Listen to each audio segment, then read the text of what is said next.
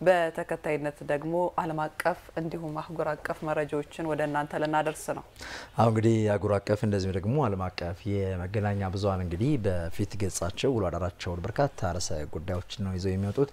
የተመራረጡት ምን ይመስላሉ ሲል ሊነግረን ደግሞ ባልደረባችን ተስፋውን ሰይድ እዚህ ስቱዲዮ ይገኛል። ከሱ ጋር ቆይታ እናደርጋለን። ተስፋውን እንደምን አደርክ? እንደምን አደራችሁ ሳለማ ፍርዶስ፣ እንደምን አደራችሁ አልኩራን ተመልካቾቻችን። መልካም እንግዲህ የተለያዩ መገናኛ ብዙሃን ውሎ አዳራቸውን በፊት ገጻቸው የተለያዩ ርዕሰ ጉዳዮችን ይዘው ይወጣሉ። ምን መረጥክልን? መልካም እንግዲህ በአብዛኛው በሚባል ደረጃ ዓለም ላይ ያሉ ትልልቅ ሚዲያዎች ከምዕራብ እስከ ምስራቅ በሚባል ደረጃ አፍሪካ ውስጥም በተለያዩ አካባቢዎች እንግዲህ በቻይናና በዩናይትድ ስቴትስ መካከል የፈነዳውን ቀዝቃዛውን የኢኮኖሚ ጦርነትን አስመልክተው ነው በርካቶችም ያነሱት። እንግዲህ እዚህ ጉዳይ ላይ በለጠ ቆይታ ብናደርግ የተሻለ ነው ብዬ እኔም እዚሁ ላይ ተዘጋጅቼ መጥቻለሁ።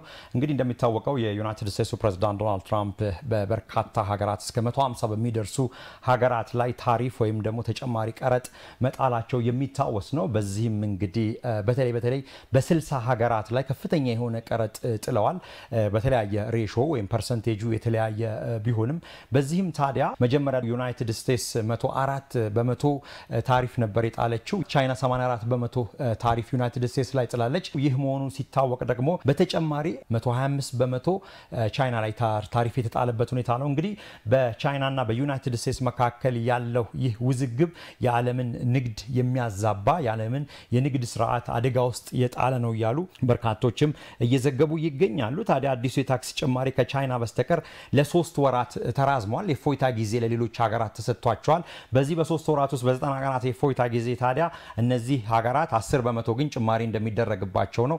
ነገር ግን ቀደም ብዬ እንደጠቀስኩት 60 በሚሆኑ ሀገራት በተለይ በቻይና ላይ ትልቁ ታሪፍ የተጣለበት ሁኔታ ነው ያለው። የቻይናና የአሜሪካ የንግድ ጦርነት እንግዲህ ወደ ለየለት ሁኔታ የገባበት ሁኔታ አለ። እንግዲህ ዶናልድ ትራምፕ ባለፈው ሳምንት ጀምሮ እንግዲህ በበርካታ ሀገራት ላይ ጥለውት የነበረውን አዲሱን የታክስ ጭማሪ ከቻይና በስተቀር ለሚቀጥሉት 3 ወራት አራዝመዋል።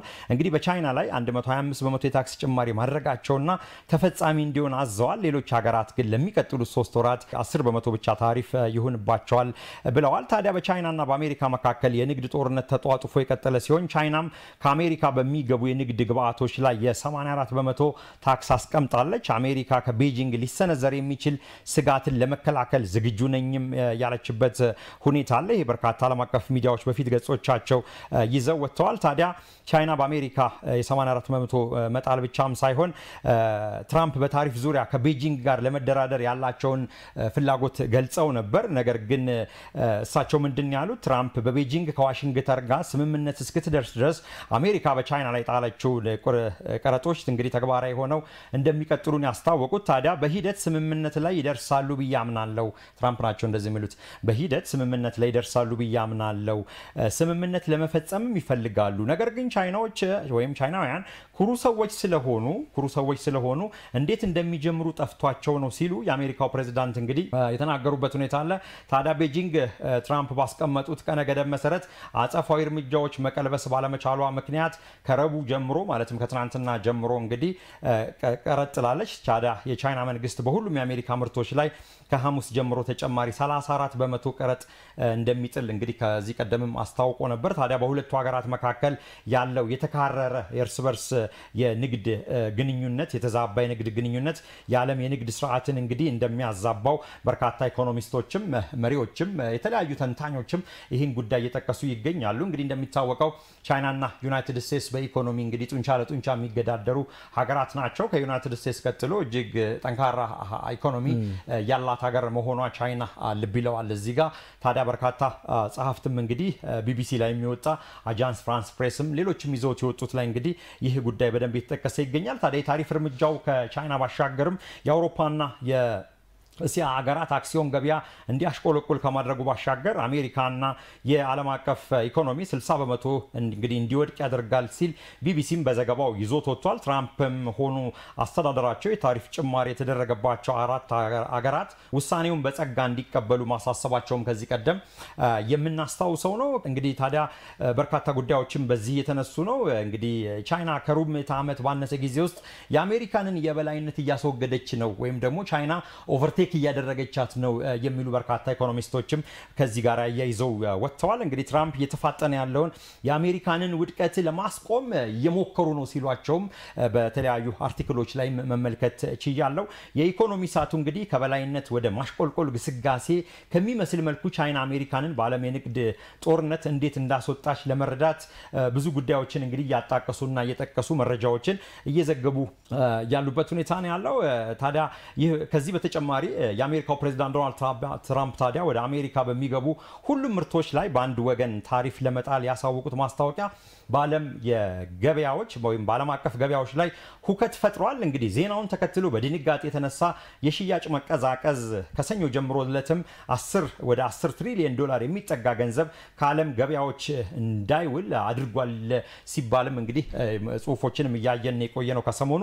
ከዚህ ጋር የሚወዳደሩት ብቸኛ የገበያ ውድቀቶች ታዲያ በፈረንጆቹ 1987 2008 በኮቪድ ወቅትም የነበሩትን የኢኮኖሚ ትኩሳቶችን እንግዲህ ማየት ይቻላል። ታዲያ ትራምፕ የመጨረሻ ግባቸው ምንድነው ስንል እንግዲህ አሜሪካንን የበላይ አደርጋለሁ ነው። ኦቨር ናሽናሊስት የሆነ አይነት ሴንቲሜንት ነውና ኢኮኖሚስቶችና ታዲያ የዓለም አቀፍ መሪዎችን በአንድነት የሚያሰባስባቸው ፈጣን ጥያቄ ቀላል ሆኖ ግን ለመረዳት በጣም የሚያስቸግር ሆኗል። የትራምፕ ጠንካራ የታሪፍ ስትራቴጂ ይሳካይ ሆኖ የሚለው እንግዲህ ጊዜ የሚፈታው ነው የሚሆነው። እንግዲህ በአንድ ወቅት የዓለም የኢኮኖሚ መስፋፋት ሞተር የነበረችው አሜሪካ አሜሪካውንም ሀያል ሀገር እንደሆነ ይታወቃል። ነገር ግን አሁን የዓለም ኢኮኖሚ መቀዛቀዝና በመሳሳት ትከሰሳለች። ታዲያ አስተዳደሩ የአጭር ጊዜ እቅድ የመጣውን በርካቶች እየተቿቸው ያሉ ሁኔታዎች ናቸው። በትራምፕ ዙሪያ ያሉ ሰዎች የሚወስዷቸው ቦልድ እንዲህ አይነት እርምጃዎች የዓለምን የንግድ ስርዓት የዓለምን ኢኮኖሚ የሚያዛባና የሚጎዳ ነው በሚል እንግዲህ በበርካቶች ዘንድ እየተተቸና እየተነቀፈ ያለበት ሁኔታ ነው ያለው። አው ምናልባት እንግዲህ እንዳልከው ትራምፕ ወደ ስልጣን መንበር ከመጡ በኋላ ብዙ ነገሮች ናቸው ቦታቸውን እየለቀቁ ያሉት። በተለይም ደግሞ ከሰሞኑ በበርካታ ሀገራት ላይ ነበረ የዚህ ታሪፍ ጭማሪ ጋር ተያይዞ አሁን ግን እንዳልከው የ3 ወር ርዝማኔ የሰጠው ሌሎች ሀገራቶች ወደ ቻይና ያደረጉት 125% እንግዲህ መጨመር ማለት ያው ካለማስገባት ይሻላል በሚል ነው። በቃ ከመከልከል ይልቅ የፐርሰንቱን ከፍ አድርገን ታሪፉን እንዳያስገቡ ማድረግ ይቻላል ነው። ግን ቻይናም እንደዛም ብትሆን ግን ምርቶቿን እንደምታውቀው ተስፋውን ለየተለያዩ ሀገራት በሚመጥናቸው ልክ ነው ስታንዳርድ አድርገው ቻይናዎቹ የሚልኩት። የቻይና እንግዲህ ትክክል ብለሃል ሳለ የቻይና የውጭ ጉዳይ ሚኒስቴር እንግዲህ ዜጎች ወደ አሜሪካ ሲጓዙ አስፈላጊውን ጥንቃቄ እንዲያደርጉ ያዘዘበት ሁኔታ አለ። እንግዲህ እንደሚባለው ቻይና በዩናይትድ ስቴትስ ገበያዎች ውስጥ በእስያ በደቡብ አሜሪካ በአሜሪካ በማዕከላዊ አሜሪካ በሁሉም በሚባል ደረጃ በአፍሪካ ያላት ተገዳዳሪነትና የበላይነት እያያዘች የመምጣቷ ሁኔታ ዩናይትድ ስቴትስን ስጋት ውስጥ የከተተበትና ምናልባትም በዚህ አይነት ሁኔታ የቻይናን ግስጋሴ ገታ ለማድረግ ትራምፕ የወሰዱት ነው የሚሉም አስተያየቶች የተሰጡ ይገኛሉ። ነገር ግን ያው እንግዲህ ጊዜ የሚፈታው ነው የሚሆነው። ሁለቱ ወገኖች ተቀራርበው እስካልተነጋገሩ እስካልተወያዩ ድረስ በዚህ አይነት ሁኔታ የሚቀጥል ከሆነ ዳፋው ምናልባትም ለሌሎችም ሀገራት የሚተርፍ ነው ሊሆን የሚችለው። ከዚህ ወጣ ስንል ካለን ሰዓት አንፃር ሁለተኛዋን አድርጌ ለማለፍ በዩክሬንና የሩሲያ ጦርነት እንግዲህ ከ3 ዓመት በላይ መዝለቁ ይታወቃል። የተደጋጋሚ እንግዲህ ጥረቶች የተካሄዱ ይገኛሉ። ነገር ግን ለመጀመሪያ ጊዜ በትናንትናው ዕለት የዩክሬኑ ፕሬዝዳንት ቮሎዲሚር ዜሌንስኪ ሁለት የቻይናውያን ወታደሮች በሳቸው አገላለጽ ከሩሲያ ጎን ተሰልፈው ሲዋጉ ማርከናቸዋል ብለዋል። ነገር ግን የቻይና የውጭ ጉዳይ ሚኒስቴር ሐሰተኛ ውንጀላ ሲል መረጃውን ያወጣበት ሁኔታ አለ። ከዚህ ቀደም እንግዲህ እንደምታስታውሱት የሰሜን ኮሪያ ወታደሮች ከሩሲያ ጎን ተሰልፈው እየተዋጉ ነው በሚል በርካታ ፉቴጆችም ሲወጡ እንደነበር የምናስታውሰው ነው። ነገር ግን በ3 ዓመት ጊዜ ውስጥ ለመጀመሪያ ጊዜ ነው ቻይና በዚህ ደረጃ ስትወነጀል። እንግዲህ ቻይና እንደሚታወቀው ሁለቱን ሀገራት ዩክሬንንና ሩሲያን ማለት ነው ለማደራደርና ወደ ስምምነት ወደ ጠረጴዛ እንዲመጡ በማድረግ ገለልተኛ አቋም ይዛ እስከዛሬ ድረስ መቆየቷ ነበር ሲጠቀስ የነበረው።